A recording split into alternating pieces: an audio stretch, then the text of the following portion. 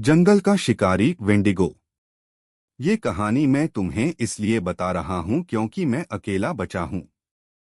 हम 5 दोस्त थे, मैं, नवीन, विक्रम, साहिल, अजय और गौरव। हर साल एक बार कैंपिंग पर जाते थे। इस बार हमने तय किया कि किसी ऐसी जगह चलें जहाँ कोई न जाता हो, जहाँ सन्नाटा हो, जंगल हो और खौफ ना हो। पर हम गलत थे। हिमाचल के एक पुराने जंगल का नाम सुना था, काला वन। गांव वाले उस जंगल का नाम तक लेने से डरते थे। लेकिन हम शहर के लड़के थे, डर को मजाक समझते थे। अपने सामान के साथ हम निकल पड़े। 3 घंटे की चढ़ाई के बाद हम उस जंगल के बीचों बीच पहुंचे। शाम हो चुकी थी और अंधेरा घिर रहा था। हमने आग जलाई, टेंट लगाए और मजाक कटाक्ष करते हुए खाना खाया। सब कुछ सामान्य लग रहा था, लेकिन फिर वो हुआ जो हमारी जिंदगी बदल गया। रात के करीब 1 बजे हमें झाड़ियों से अजीब सी आवाजें आने लगीं, जैसे कोई भारी जानवर चल रहा हो, पर उसके साथ सांस लेने की तेज आवाज भी थी, जैसे कोई भूखा हो, बहुत भूखा। अजय ने मजाक में कहा, लगता है कोई भालू है। वो टॉर्च लेकर झाड़ियों की ओर बढ़ा।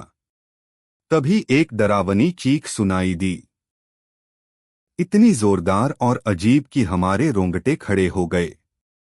हम दौड़ते हुए वहां पहुंचे, लेकिन अजय कहीं नहीं था। बस उसका जूता और पेड़ पर खून के छींटे। विक्रम चिल्लाया, ये क्या था यार? मजाक मत करो। तभी पेड़ों के बीच से एक लंबा, हड्डियों से भरा, इंसान जैसा मगर जानवर जैसा कुछ हमारे सामने आया। उसके मुंह से मांस के टुकड़े लटक रहे थे, आंखें लाल जैसे जलती हों और नाखून इतने बड़े जैसे किसी को चीर सकें। वो वेंडिगो था, एक पौराणिक मगर असली शिकारी आत्मा जो इंसानी मांस खाती है। हम भागे, जान बचाने के लिए भागे, लेकिन वो चीज हवा से भी तेज थी। साहिल को उसने पकड़कर पेड़ से पटक दिया। उसकी रीढ़ की हड्डी चटकने की आवाज आई।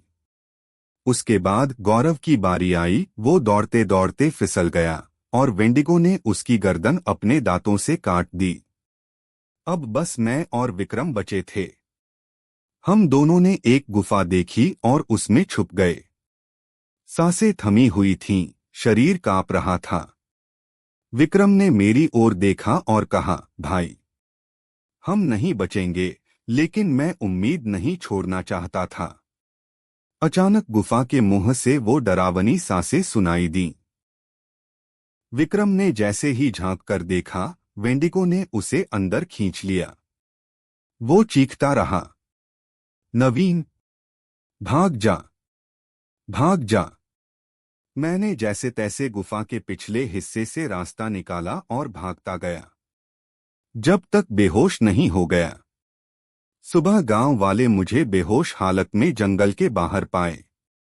मैंने उन्हें सब बताया।